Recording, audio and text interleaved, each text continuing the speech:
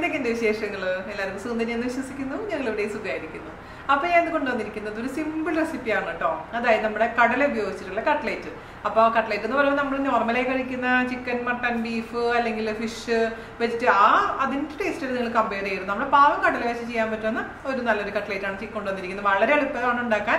നമ്മുടെ വീട്ടിലുള്ള ഇൻഗ്രീഡിയൻസ് വെച്ച് മാത്രം ഉണ്ടാക്കാൻ പറ്റുന്ന ഒരു സൂപ്പർ ആയിട്ടുള്ള ഡിഷാണ്. അപ്പോൾ എല്ലാവരും തയ്യാറാക്കി നോക്കുക. കഴിഞ്ഞ ദിവസം ഞാൻ തയ്യാറാക്കിയിരുന്ന നമ്മുടെ ഹോർലിക്സ് ഒരുപാട് പേർക്ക് ഇഷ്ടപ്പെട്ടു എന്ന് പറഞ്ഞാൽ ഒരുപാട് സന്തോഷം. അപ്പോൾ അതുപോലെ തന്നെ നാളെ ഞാൻ ചെയ്യാൻ പോകുന്നത് മഞ്ഞൾപ്പൊടി എങ്ങനെ വീട്ടിലുണ്ടാക്കാം എന്നുള്ള വീഡിയോ ആണ്. അപ്പോൾ ആ വീഡിയോ കാണാൻ മറക്കരുത്. നമ്മുടെ കട്ട്ലേറ്റ് ഇഷ്ടമാവുകയാണെങ്കിൽ മാക്സിമം ഷെയർ ചെയ്യുക, നമ്മളൊന്ന് സപ്പോർട്ട് ചെയ്യുക. അപ്പോൾ ഒട്ടും താമസിച്ചാണ് നമുക്ക് എങ്ങനെയാണ് രുചികരമായിട്ടുള്ള കടല കട്ട്ലേറ്റ് തയ്യാറാക്കാം എന്ന് നോക്കിയിട്ട് വരാം. ഓക്കെ, അപ്പോൾ നമുക്ക് കടല വെച്ച് കട്ട്ലേറ്റ് ഉണ്ടാക്കിയാലോ? എപ്പോഴും ഉപയോഗിക്കുന്ന എല്ലാവരുടെ വീട്ടിലുള്ളത് കറുത്ത കടലയാണ്. അതേസമയം വെളുത്ത കടല വെച്ചിട്ട് ഉണ്ടാക്കാം കേട്ടോ.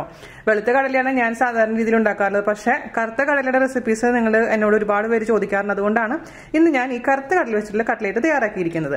അപ്പോൾ അതിന് വേണ്ടിയിട്ട് ഞാൻ 1 കപ്പ് കടല വെള്ളത്തിലിട്ട് കുതിർത്തിട്ടുണ്ടായിരുന്നു. അതിനുശേഷം ഉപ്പും കൂടെ ചേർത്തിട്ട് നന്നായിട്ട് വേവിച്ചെടുക്കുക. കുക്കറിൽ വേവിക്കുകയാണെങ്കിൽ ഒരു 6 വിസിൽ നന്നായിട്ട് കുക്കായി കിട്ടണം. അല്ലെങ്കിൽ വെച്ചാൽ അത് അരച്ചെടുക്കാൻ ബുദ്ധിമുട്ടായിരിക്കും. അപ്പോൾ ഇതിന്റെ തൊലി കളയാൻ പറ്റുന്നെങ്കിൽ നല്ല കാര്യം. പക്ഷെ തൊലി കളഞ്ഞില്ലെങ്കിലും കുഴപ്പമൊന്നുമില്ല. എന്തായാലും നമുക്കിത് അരച്ചെടുക്കേണ്ടതാണ് കേട്ടോ.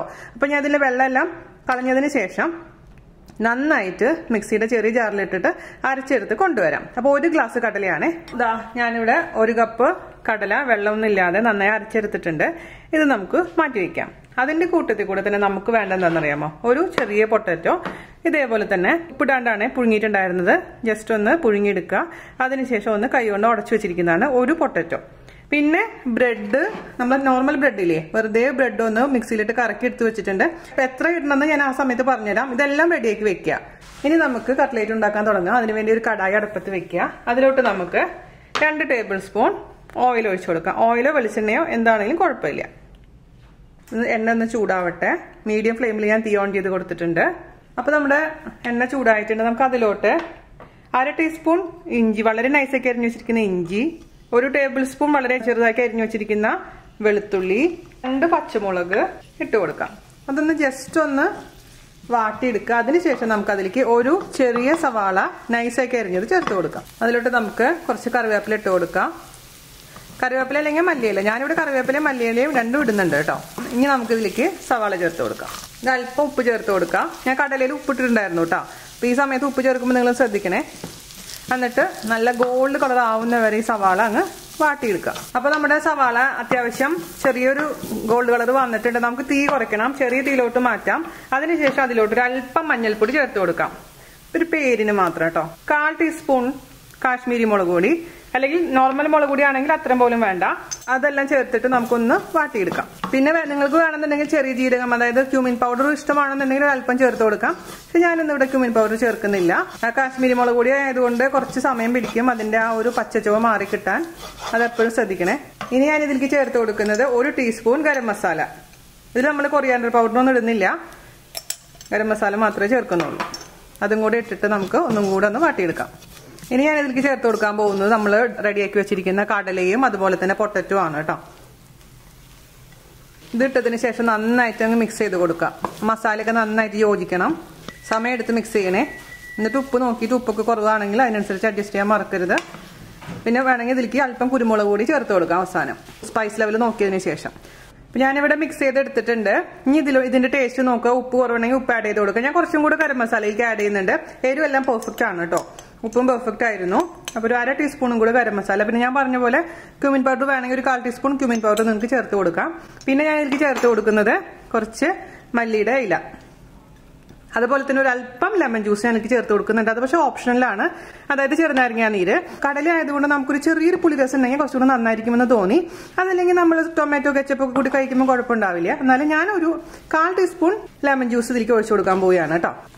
അല്ലെങ്കിൽ നമ്മുടെ ആംചൂർ പൗഡർ ഉണ്ടെങ്കിൽ ആംചൂർ പൗഡർ അല്പം ഇട്ട് കൊടുത്താലും മതി കേട്ടോ. ഇനി നമുക്ക് ഇതിലോട്ട് നമ്മുടെ ബ്രെഡ് പൊടിച്ചത് ചേർത്ത് കൊടുക്കാം.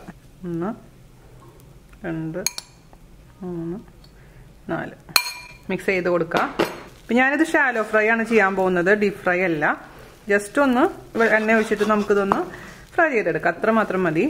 ഒരു ഹെൽത്തി വേർഷനായിട്ട് നമുക്ക് ചെയ്യാം.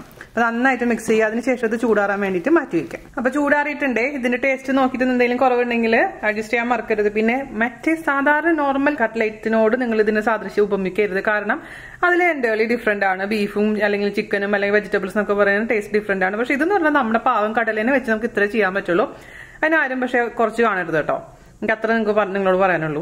അപ്പൊ നമുക്ക് ഇതിനെ ഇനി ഷേപ്പാക്കി മാറ്റാം. നിങ്ങൾക്ക് ഇഷ്ടമുള്ള ഷേപ്പിലോട്ട് ഇത് ഉരുട്ടിയതിന് ശേഷം ഓരോന്നും തനിയെ ഉരുട്ടി ഷേപ്പാക്കി വെക്കുക. അതിന് ശേഷം നമുക്കിതൊന്ന് ഫ്രൈ ചെയ്തെടുക്കാം. അപ്പൊ ഈ ഒരു ഷേപ്പിലാണ് ഞാനിത് ഉരുട്ടിയിരിക്കുന്നത്. ഓരോന്നും ഇതേപോലെ തന്നെ നമുക്ക് ഉരുട്ടിയെടുക്കാം. ഓക്കെ. അപ്പൊ ഇതേ 15 കട്ട്ലേറ്റ് നമുക്ക് 1 കപ്പ് കടലയിൽ നിന്ന് കിട്ടിയിട്ടുണ്ട് കേട്ടോ. അപ്പൊ നമുക്ക് ഇനി എന്താ ചെയ്യേണ്ടതെന്ന് വെച്ച് കഴിഞ്ഞാൽ, ഒന്നില്ലെങ്കിൽ നിങ്ങൾക്ക് മുട്ട ബീറ്റ് ചെയ്തിട്ട് അതിൽ ഒന്ന് ഡിപ്പ് ചെയ്തിട്ട് നമ്മുടെ ബ്രെഡിൽ മുക്കിയിട്ട് ഫ്രൈ ചെയ്യാം. അതല്ലാന്നുണ്ടെങ്കിൽ ഇപ്പൊ പ്യുവർ വെജിറ്റേറിയൻ ആണെന്നുണ്ടെങ്കിൽ മൈദ ജസ്റ്റ് ഒന്ന് ഒരു 3 ടേബിൾ സ്പൂൺ മൈദയിൽ കുറച്ച് വെള്ളം ഒഴിച്ചിട്ട് നന്നായിട്ട് മിക്സ് ചെയ്തതിന് ശേഷം ഇത് ഡിപ്പ് ചെയ്യാം. അപ്പൊ മൈദ ഞാൻ എടുത്തിട്ട് കലക്കിയിട്ടുണ്ട്. അല്ലെങ്കിൽ ഞാൻ പറഞ്ഞ പോലെ മുട്ടയുടെ വെള്ളയായാലും അല്ലെങ്കിൽ മൊത്തത്തിൽ മുട്ടയായാലും കുഴപ്പമില്ല. അപ്പൊ ഇതുപോലെ നമുക്കിതൊന്ന് മുക്കിയെടുക്കുക. അതിനുശേഷം ഞാനിവിടെ ബ്രെഡ് ക്രംസ് അല്ല, വെറുതെ ബ്രെഡ് പൊടിച്ചതാണ്, അതിലോട്ടാണ് ജസ്റ്റ് ഒന്ന് കോട്ട് ചെയ്തെടുക്കുന്നത് കേട്ടോ. ഇതുപോലെ തന്നെ മൊത്തത്തിൽ നമുക്ക് റെഡിയാക്കി എടുക്കാം. ഞാനിതൊരു അല്പം എണ്ണയിൽ മാത്രം വെറുതെ ഒന്ന് എന്താ പറയാ ഫ്രൈ ചെയ്തെടുക്കണുള്ളൂ കേട്ടോ. ഒരു പേരിന് മാത്രമേ. കാരണം ഒരു ഹെൽത്തി രീതിയിൽ ചെയ്യാമെന്ന് വിചാരിച്ചു. നിങ്ങൾക്ക് വേണമെങ്കിൽ ഡീപ് ഫ്രൈ ചെയ്യാം. എണ്ണ ചൂടാവട്ടെ, അതിലോട്ട് നമുക്ക് ഓരോന്നായിട്ട് വെച്ചു കൊടുക്കാം. അറ്റ് ടൈം ഒരുപാട് വെക്കേണ്ട, 2-3 എണ്ണമായിട്ട് നമുക്ക് ഇതങ്ങ് ഫ്രൈ ചെയ്തെടുക്കാം. ഇച്ചിരി കഴിഞ്ഞിട്ടൊന്ന് തിരിച്ചിടുക. അതുപോലെ നല്ല ഗോൾഡ് കളർ ആവുന്ന വരെ നമുക്ക് തിരിച്ചു മറിച്ചിട്ടങ്ങ് ഫ്രൈ ചെയ്തെടുക്കാം കേട്ടോ. കുറെ പേര് എൻ്റെ അടുത്ത് ഹെൽത്തി വേർഷൻ ചോദിക്കാറുണ്ട്. അല്ലെങ്കിൽ നിങ്ങൾക്ക് മറ്റേ നമ്മുടെ എയർ ഫ്രയർ ഉണ്ടെങ്കിൽ എയർ ഫ്രയറിലും ഇത് ഫ്രൈ ചെയ്തെടുക്കാം കേട്ടോ. അപ്പൊ പിന്നെ ഒട്ടും തന്നെ ജസ്റ്റ് എണ്ണ ഒന്ന് തടവി കൊടുത്താൽ മതി ആ എയർ ഫ്രയറിൽ. അതിനുശേഷം ഇതേപോലെ തന്നെ അങ്ങ് ഫ്രൈ ചെയ്തെടുക്കാം. അല്ലെങ്കിൽ ഞാൻ പറഞ്ഞ പോലെ നിങ്ങൾക്ക് ഡീപ് ഫ്രൈ ആണെങ്കിൽ ഡീപ് ഫ്രൈ ചെയ്തെടുക്കാം, ഒരു പ്രശ്നമില്ല. അപ്പോൾ ഇതുപോലെ ഗോൾഡ് കളർ ആവുന്ന സമയത്ത് നമുക്ക് മാറ്റി വെക്കാം. എല്ലാം ഇതേപോലെ തന്നെ അങ്ങ് ഫ്രൈ ചെയ്തെടുക്കാം. അപ്പോൾ നമുക്ക് എല്ലാതും റെഡിയാക്കി എടുക്കാം. 15 കട്ട്ലേറ്റിൽ 10 എണ്ണം ഫ്രൈ ചെയ്തെടുത്തിട്ടുണ്ട്. ഇനി ഒരു 5 എണ്ണം ഞാൻ ഫ്രീസറിൽ വെക്കാൻ പോവുകയാണ്. നമുക്ക് എപ്പോഴാണ് വേണ്ടത് ആ സമയത്ത് ഫ്രീസറിൽ നിന്ന് എടുത്തിട്ട് നമുക്ക് ഫ്രൈ ചെയ്യാവുന്നതേ ഉള്ളൂ. ഞാൻ പറഞ്ഞ പോലെ ഡീപ് ഫ്രൈ ചെയ്യോ അല്ലെങ്കിൽ നമുക്ക് ഇതേപോലെ ഷാലോ ഫ്രൈ ചെയ്യോ ചെയ്യാം. കണ്ടില്ലേ, ഞാൻ പൊരിച്ചെടുത്തിട്ടുണ്ട്. അപ്പോൾ ഈ ഷാലോ ഫ്രൈ ചെയ്യുമ്പോഴത്തെ കുഴപ്പം എന്താണെന്ന് വെച്ച് കഴിഞ്ഞാൽ ഈ സൈഡിൽ ഈ കളർ വരില്ല, ഈ ഡാർക്ക് ഷെയ്ഡ് വരില്ല. കാരണം എണ്ണയില്ലാത്ത കാരണം. ഡീപ് ഫ്രൈ ചെയ്യുമ്പോഴാണ് ഈവൻ ആയിട്ട് എല്ലാ സൈഡിലും ഒരേപോലെ കളർ വരുള്ളൂ. അത് മാത്രമേ വ്യത്യാസമുള്ളൂ. പക്ഷെ ഞാൻ പ്രിഫർ ചെയ്യുന്നത് ഇപ്പോൾ ഷാലോ ഫ്രൈ ആണ്. അപ്പൊ എണ്ണ കുടിക്കൂല, പക്ഷെ അത്യാവശ്യം നന്നായി ക്രിസ്പിയായി കിട്ടുകയും ചെയ്യും. പിന്നെ ഡീപ് ഫ്രൈ ചെയ്യുമ്പോൾ നിങ്ങൾ ഒരിക്കലും ലോ ഫ്ലെയിമിൽ എണ്ണ ചൂടാക്കരുത്. നല്ല മീഡിയം ഹീറ്റിലായിരിക്കുന്ന സമയത്ത് മാത്രമേ കട്ട്ലേറ്റ് ഇട്ടിട്ട് ഫ്രൈ ചെയ്തെടുക്കാൻ പാടുള്ളൂ കേട്ടോ.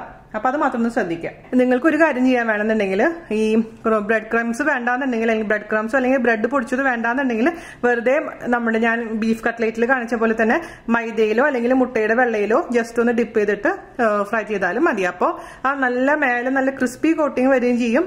എണ്ണയിൽ നമ്മുടെ ഈ ബ്രെഡ് ക്രംസ് പോകൂല. അപ്പൊ എണ്ണ കരിഞ്ഞു പോകാനുള്ള ചാൻസും കുറവായിരിക്കും. അങ്ങനെ ഞാൻ ചെയ്യാറുണ്ട് കേട്ടോ. അപ്പോൾ എന്റെ ബീഫ് കട്ട്ലേറ്റ് കാണാത്തവർ കാണാൻ മറക്കരുത്. ഒരുപാട് തരത്തിലുള്ള കട്ട്ലേറ്റ് നമ്മൾ ഓൾറെഡി പോസ്റ്റ് ചെയ്തിട്ടുണ്ട്. എല്ലാത്തിനും ലിങ്ക് ഞാൻ താഴെ തരാം. അപ്പൊ നിങ്ങൾക്ക് ഇത് ഇഷ്ടപ്പെട്ടു എന്ന് വിശ്വസിക്കുന്നു. നമ്മുടെ അപ്പൊ സ്വന്തം ഈ കടല വെച്ചിട്ട് നിങ്ങൾ എല്ലാവരും തയ്യാറാക്കി നോക്കുക. അതിനുശേഷം ഫീഡ്ബാക്ക് പറയാൻ മറക്കരുത്. നമ്മുടെ വീഡിയോ ഇഷ്ടമായിട്ടുണ്ടെങ്കിൽ ഇപ്പൊ തന്നെ ദയവ് ഷെയർ ചെയ്യാനും ലൈക്ക് ചെയ്യാനും സബ്സ്ക്രൈബ് ചെയ്യാത്തവരാരെങ്കിലും ഉണ്ടെങ്കിൽ സബ്സ്ക്രൈബ് ചെയ്യാനും മറക്കില്ല എന്ന് വിശ്വസിക്കുന്നു. അപ്പൊ അടുത്ത അടിപൊളിയായിട്ടുള്ള റെസിപ്പി ആയിട്ട് വരുന്നവരെ നന്ദി, നമസ്കാരം. Thank you.